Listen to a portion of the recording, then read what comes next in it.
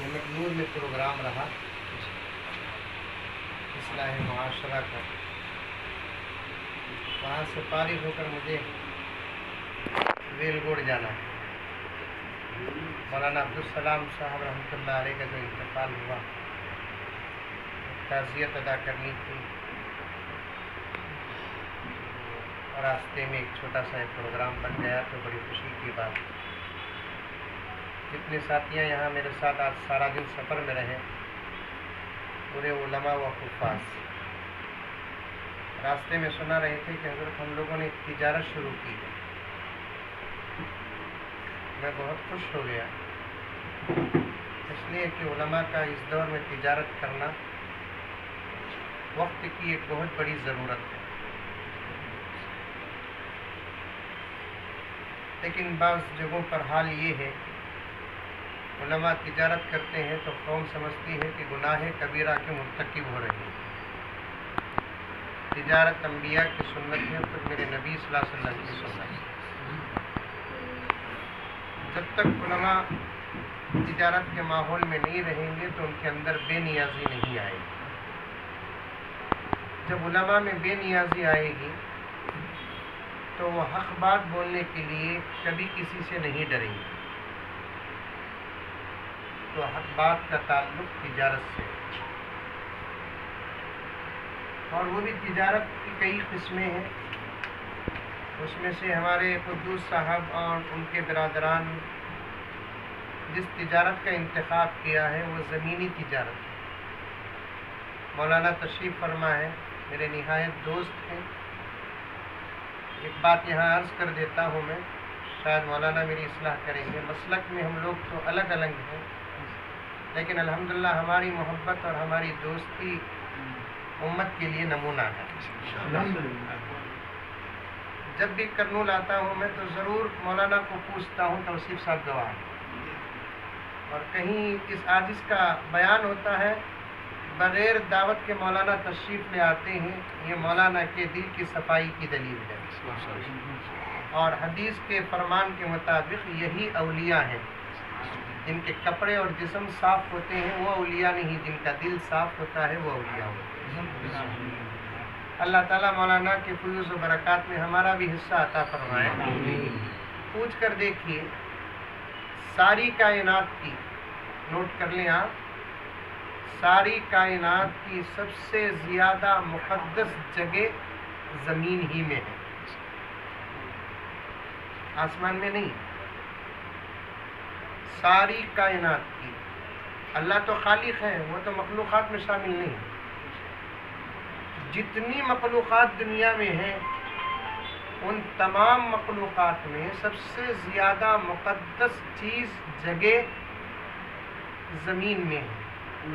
तमाम उलमा का इस बात पर इत्तेफाक है, पैगम्बर दो आलम सल्लल्लाहु अलैहि वसल्लम का जिस्म मुबारक, भाई कौन बात कर रहे हैं, ज़रा कौन बंद करो।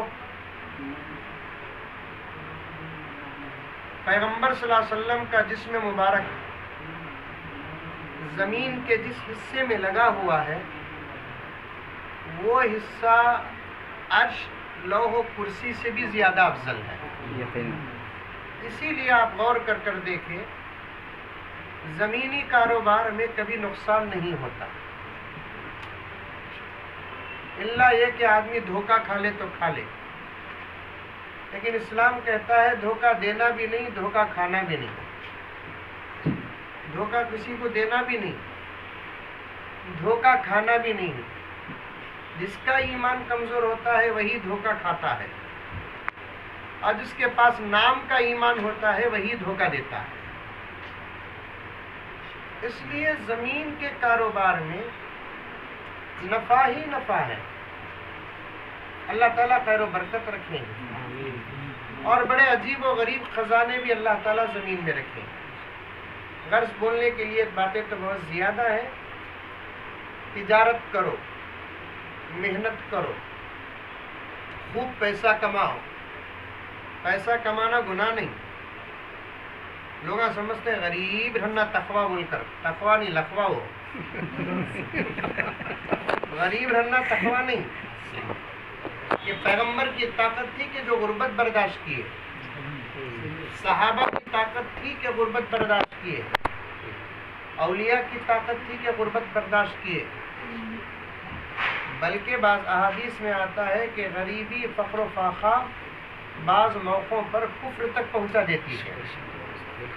اب ہمارے معاشرے میں کتنے لڑکے اور لڑکیاں جو مرتد ہو رہے ہیں، ان کے ارتداد کے اسباب میں سے ایک سبب کیا ہے؟ فقر و فاقہ، غریبی۔ نوجوانوں سے گزارش کرتا ہوں بیکار رہنا چھوڑ ڈالو۔ سمجھ میں یہی بات ہے، لاک ڈاؤن گیا سو بہت نوجوانوں کو غم ہے، بہت نوجوانوں کو غم ہے، لاک ڈاؤن چلے گا سو، کرونا چلے گا سو، بلکہ بعض نوجوان بھی شاید تہجد میں اٹھ کے دعا کرتے رہیں گے گیا سو کرونا آگا تو اچھا ہے بول کے، ایک کار نہیں۔ اگر بول رہے ہیں نوجوان اور تھوڑے دن چلا تو اچھا رہا لاک ڈاؤن۔ والذین هم عن اللغو معرضون، بیکار پن ایمان و اسلام کے خلاف ہے۔ آدھا گھنٹہ محنت کرے تو 100 روپے ملتے بولے تو آدھا گھنٹہ محنت کرنا تمہارے لیے ضروری ہے۔ کب تک ماں باپ کا کھاتے رہیں گے؟ ماں باپ کو کھلاؤ۔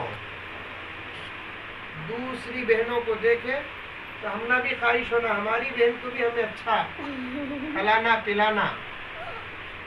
سمجھ میں یہ بات ہے، بیوی ہمارے سے خوش رہنا، مسجدوں کو دینا، مدرسوں کو دینا، یتیموں بیواؤں مسکینوں محتاجوں کو دینا بولے تو تجارت کرنا، بزنس کرنا، ملازمت کرنا۔ صحابہ میں ایسے مالدار صحابے بھی گزرے ہیں، ایسے مالدار صحابہ گزرے ہیں، مولانا سے پوچھ کر دیکھیے، عبدالحادی صاحب تشریف فرمائے، پوچھ کر دیکھیے، 1450 سال ہو گئے وہ دنیا سے چلے گئے، لیکن آج بھی ان کی دولت زندہ ہے، آج بھی ان کی کھیتیاں باڑیاں زندہ ہیں۔ حضرت عثمان غنی کی کھجور کے باغوں سے آج بھی اتنا نفع آتا ہے، پورے مسجد نبوی کے کرنٹ کا جتنا بھی مسئلہ ہے وہ عثمان غنی کے کھجور کے باغ کا نفع ہے آج بھی۔ دولت اگر سچی ہو، دولت اگر حلال ہو، کمانے کی نیتیں صاف اور پاک ہو، کماتے وقت نیت اچھی رکھنا، منجھے پیسہ آگا تو مسجد مدرسہ امی کو ایک گلے کا لے کو دیتا ہوں، بھان کو بھنگ، یہ سب غلط نیتہ نہیں۔ ہم نہ کیا بولے تو پیسہ آگا تو آپل فون لیتا ہوں گتا، یہ سب نہیں رکھنا۔ اچھی گاڑی رجا کو بیکار گاڑی بدلاتی، یہ سب نہیں کرنا۔ خوب محنت کرو۔ مجھے بہت افسوس ہوتا ہے کہ ہمارے ملک میں خالی امبانی کا نام ہے، اڈانی کا نام ہے، کیوں ہمارا نام نہیں آتا؟ ہمارا بھی نام آنا، ہماری بھی دولتیں، ہمارا نوجوان محنت کرے، وقت ضائع نہ کرے۔ دوسری گزارش یہ ہے، رزق کو تلاش کرنا ہے، فجر کی نماز پڑھنا ضروری ہے۔ 10 بجے اٹھ جا کو اللہ مزمل صاحب بولے دولت کمانا کرتے نکل رہا ہوں، کھلتے ہی سے دروازے بھی بند ہو جاتے ہیں۔ فجر کی نماز پڑھنا، حدیث میں آتا ہے کہ فجر کی نماز پڑھنے والا پوری زندگی کبھی فقر و فاقے میں مبتلا نہیں ہوتا۔ پیسہ نہ بھی ہو تو اس کی ضرورتیں اللہ پوری کرتے ہیں۔ سب سے بڑی دولت کیا؟ ہماری ضرورتیں پوری ہو جانا۔ فجر کو اٹھنے کا مزاج پیدا کرو۔ سورۃ الجمعہ میں ایک آیت ہے وَابْتَغُوا مِن فَضْلِ اللَّهِ، اس کی تفسیر میں مفسرین کرام فرماتے ہیں 2 وقت ایسے ہیں، ان 2 وقتوں میں رزق تلاش کرنے والا کبھی مایوس نہیں ہوتا۔ ایک جمعے کی نماز کے بعد رزق تلاش کرنے والا کبھی رزق سے محروم و مایوس نہیں ہوتا۔ دوسرا، فجر کے بعد رزق تلاش کرنے والا کبھی رزق سے محروم و مایوس نہیں ہوتا۔ حضرت ہمیں دکان کھولے تو بھی گراہک 10 بجے آتا نا، 10 نہیں 11 کو آن دو، دکان تمہیں فجر کے بعد کھول ڈالو، اس کی برکت سے اللہ تعالیٰ شام کچھ بھیجیں گے، لیکن ایسا شام کو بزنس ہوگا جو بزنس فجر کی نماز کے بعد دکان کھولنے کا نتیجہ رہے گا۔ اس لیے 2 باتیں خاص طور پر آپ کی خدمت میں عرض کر رہا ہوں، اور آخری باتیں عرض کروں دوں جو اس وقت میرے ذہن میں آتی۔ بزنس کرو لیکن ایک دوسرے کو دیکھو، جلو نہ کو، حسد کرنا نہیں۔ بازاروں میں آج جادو عام ہوگا حضرت، مسلمان کو ختم کرنے کی کوشش، انہیں اتنا جلدی بڑھ گیا، اب بھی چایا سونا، کیا تمہارے باپ کا لگو آیا؟ اللہ اسے دے رہا ہے 2 دن میں ترقی، میں دے دیں گا انشاءاللہ آئندہ ترقی۔ 2 فرشتے جب بھی دعا کرتے ہیں ادھر ادھر کھڑے رہتے ہیں۔ ایک فرشتہ کب آمین بولتا؟ اے اللہ مجھے 200 کروڑ دے، ایک فرشتہ آمین بولتا۔ اور ایک فرشتہ کب آمین بولتا معلوم؟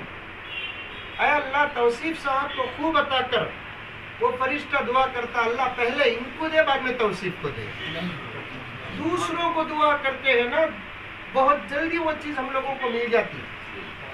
تو آپ تاجروں کے اندر جتنا حسد ہے، جلن ہے، جادو ہے، وہ کسی کے اندر نہیں، اس سے بچو۔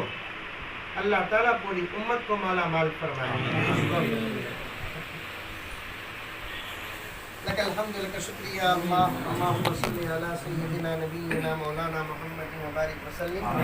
ربنا آتنا فی الدنیا حسنۃ وفی الآخرۃ حسنۃ وقنا عذاب النار۔